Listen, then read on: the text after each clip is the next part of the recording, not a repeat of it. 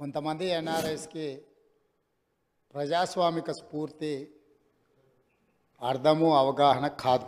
మనం ప్రయత్నం చేసినా కూడా వారు తెలుసుకునే ప్రయత్నం చేయరు. ప్రజాస్వామ్యంలో 49కి 0 వాల్యూ ఉంటుంది, 51కి 100% వాల్యూ ఉంటుంది. ఎందుకంటే 51% ఓట్లు 51% నెంబర్ ఉన్న వాళ్ళు ప్రభుత్వాన్ని ఏర్పాటు చేస్తారు. 49% ఉన్నవాళ్ళు ప్రతిపక్షంగా కూర్చొని ప్రభుత్వం తీసుకునే పరిపాలనలో నిర్ణయాలను, శాసనాలను సహేతుకంగా విశ్లేషించి సలహాలు సూచనలు ఇస్తారు. సలహాలు సూచనలు ఒకవేళ ప్రభుత్వము పెడచెవిన పెడితే నిరసనలు, ధర్నాలు, రాస్తారోకలు చేస్తారు. అవసరమైతే ఆమరణ నిరాహార దీక్షలు చేసిన కూడా సందర్భాలు ఉన్నాయి.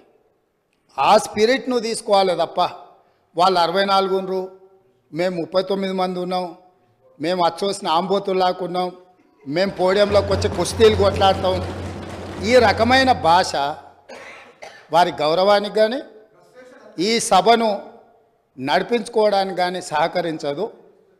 రెండవ అంశం, పదే పదే గత పాలన గురించి, గత ప్రభుత్వాల గురించి మాట్లాడుతున్నాను. సరే, వారు ఏం మాట్లాడతారో మొత్తం విన్నాక రిప్లై చేద్దాం అనుకున్నాను. కాకపోతే నా రిప్లై కోసం వారు తహతహలాడుతున్నారు.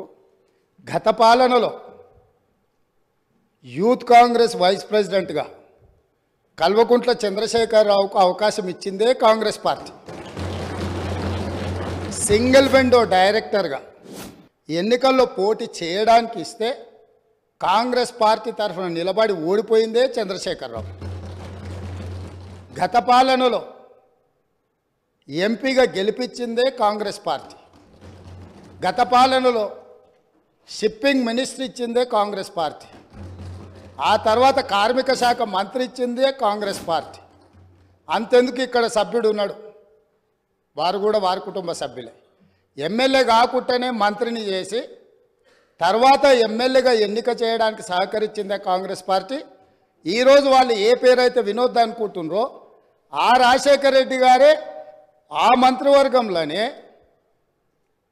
గత ఆర్థిక శాఖ మంత్రి, సిద్దిపేట ఎమ్మెల్యే గారు ఎమ్మెల్యే పదవి లేకుండా మంత్రిగా ప్రమాణ స్వీకారం చేసిండ్రు. రాజశేఖర రెడ్డి గారి నాయకత్వమే దేశానికి బలమైన నాయకత్వం అని అందులో పనిచేసిండ్రు. మూడవది, పోతిరెడ్డిపాడు పొక్క పెద్దది చేసినప్పుడు కీర్తిశేషులు నాయన్ నరసింహారెడ్డి గారు కడప జిల్లా ఇన్ఛార్జ్ మినిస్టర్.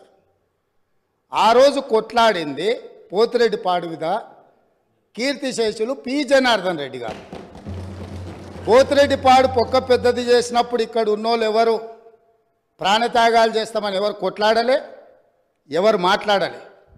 సొంత పార్టీ, సొంత ప్రభుత్వం ఉన్న తెలంగాణ ప్రజల హక్కులను భంగం కలిగించొద్దు, కృష్ణానది జలాలలో మా వాటా మాకు ఉండాలి, మా వాటాను ఎవరు తీసుకెళ్ళినా మేము ఒప్పుకోము అని కొట్లాడింది ఆనాటి నాయకుడు పి జనార్దన్ రెడ్డి గారు మాట్లాడిండ్రు తప్ప వీళ్ళు కాదు.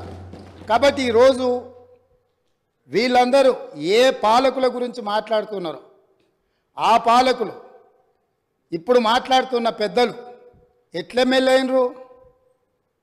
వాళ్ళ తండ్రి గారి గురువైన చంద్రబాబు నాయుడు గారి పార్టీతో పొత్తు పెట్టుకుంటే ఆ పార్టీ మద్దతుతో ఆ కడువ కప్పుకొని సిరిసిల్లలో కష్టపడి పనిచేసి నిర్మించుకున్న చీమలు పెట్టిన పుట్టలో పాములు దూరినట్టు కేకే మహేందర్ రెడ్డి అక్కడ పార్టీని నిర్మించుకొని తెలంగాణ ఉద్యమంలో పాల్గొని తెలంగాణ ఉద్యమంలో ముందు భాగం నుండి నిలబడి కొట్లాడితే ఎన్ఆర్ఐ అంటే నాన్ రిలయబుల్ ఇండియన్ కింద మేనేజ్మెంట్ కోటాలో ఇక్కడికి వచ్చి టికెట్ తీసుకొని అక్కడ ఆ కేకే మహేందర్ రెడ్డి గారిని అన్యాయం చేసి ఈరోజు ఇక్కడికి వచ్చిండ్రు.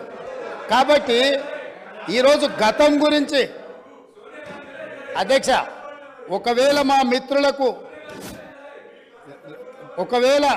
వాళ్ళకు అంతగా గతం గురించి చర్చించాలనే ఆలోచన ఉంటే ఒకరోజు మొత్తం తమరు సమయం ఇవ్వండి.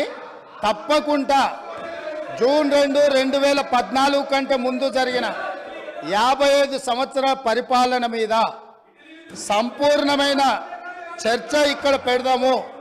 ఈరోజు ఇక్కడ జరుగుతున్న చర్చ ఈరోజు ఇక్కడ జరుగుతున్న చర్చ జూన్ 2, 2014 నుంచి జరిగిన పరిపాలన, చేసిన విధ్వంసము, నాయకత్వం యొక్క వ్యవహార శైలి మీద మనం ఈరోజు మాట్లాడుకుంటున్నాము. కాబట్టి వారికి గతం గురించి చర్చించాలనే కోరిక ఉంటే మాకు ఎలాంటి అభ్యంతరం లేదు. గతంలో జరిగిన పరిపాలనలో ఇక్కడున్న వాళ్ళకి చాలామందికి పాత్ర లేకపోవచ్చు, కానీ అక్కడున్న వాళ్ళకు చాలామందికి పాత్ర ఉంది. ప్రత్యక్షంగా మంత్రులు చేసిండ్రు. అక్కడున్న నాగేందర్ గారు, ఆ పక్కనున్న శ్రీనివాస్ యాదవ్ గారు, ఆ పక్కనున్న హరీష్ రావు గారు, అక్కడున్న కడియం శ్రీహరి గారు, ఆ పక్కనున్న పోచారం శ్రీనివాసరెడ్డి గారు, ఆ పక్కనున్న గంగుల కమలాకర్ గారు, అన్ని పేర్లు మొత్తం అన్ని లిస్టు చదువుతా. వీళ్ళందరూ కూడా ఈరోజు వారు ఏదైతే పాపాలు జరిగినాయి అంటుండ్రో ఆ పాపాలలో సంపూర్ణమైన భాగస్వామ్యం వాళ్ళదే ఉన్నది. వరంగల్ ప్రాంతంలో జరిగిన ఎన్కౌంటర్లకు ఎవరి కారణమని చర్చ ఉంది అధ్యక్ష? ఈరోజు వారే మాట్లాడుతున్నారు. ఏమని గవర్నర్ ప్రసంగంలో మొత్తం కాంగ్రెస్ పార్టీ మేనిఫెస్టోనే పొందుపరిచిండ్రని చాలా సీనియర్గా పనిచేసిండ్రు మంత్రులుగా. గవర్నర్ గారి ప్రసంగము పార్టీ యొక్క ఎన్నికల మేనిఫెస్టోను మంత్రివర్గంలో చర్చించి మా ప్రభుత్వం యొక్క భవిష్యత్ కార్యాచరణను మంత్రివర్గం ఆమోదం చేసిన తర్వాతనే గవర్నర్ గారు ప్రసంగిస్తారు. పరిపాలనలో అనుభవం ఉన్న వాళ్ళు, గతంలో ఈ రకమైన నిర్ణయాలు చేసిన వాళ్ళు కూడా ప్రజల్ని తప్పుదోవ పట్టించడానికో లేకపోతే వాళ్ళ యజమానులను సంతోషపెట్టడానికో ఎందుకు మాట్లాడుతున్నారో నాకైతే తెలియదు. నేను సభ్యుడికి సూచన చేస్తున్నా.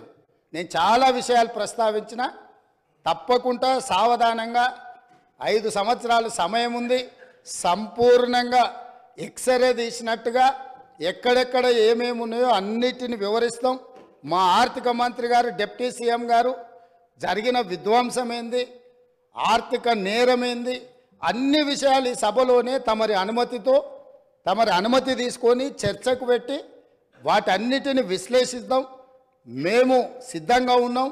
సంవయనం పాటించి ఈరోజు గవర్నర్ గారి ప్రసంగానికి సంబంధించిన మీకు మనసు ఉంటే, తెలంగాణను అభివృద్ధి చేసుకోవాలన్న ఆలోచన ఉంటే అభినందిస్తూ మీరు ముందుకు రండి. లేదు మేము ఇట్లనే ఉంటామంటే పిల్లి శాపనార్థాలకు ఉట్లు తెగిపడవు. ఈ శాపనార్థాలు పెడుతూనే ఉంటారు జీవితకాలం. కాబట్టి దయచేసి ప్రతిపక్షానికి నేను సూచన చేస్తున్నా, మేం పాలకపక్షంగా మా విజన్ డాక్యుమెంటుని సభలో పెడుతున్నాం. మీరు సలహాలు సూచనలు ఇవ్వండి. సహేతుకమైన సలహాలు సూచనలకు ఎప్పుడు మేము సిద్ధంగా ఉన్నాము. ఎందుకంటే ప్రతిపక్షాలను గౌరవించడం అనే సాంప్రదాయం కాంగ్రెస్ పార్టీకి మొదటి నుంచి ఉంది, ఇప్పుడు కూడా ఉంది. ఆ సాంప్రదాయాన్ని కొనసాగిస్తామని మీ ద్వారా వారికి తెలియజేయదలుచుకున్నాం.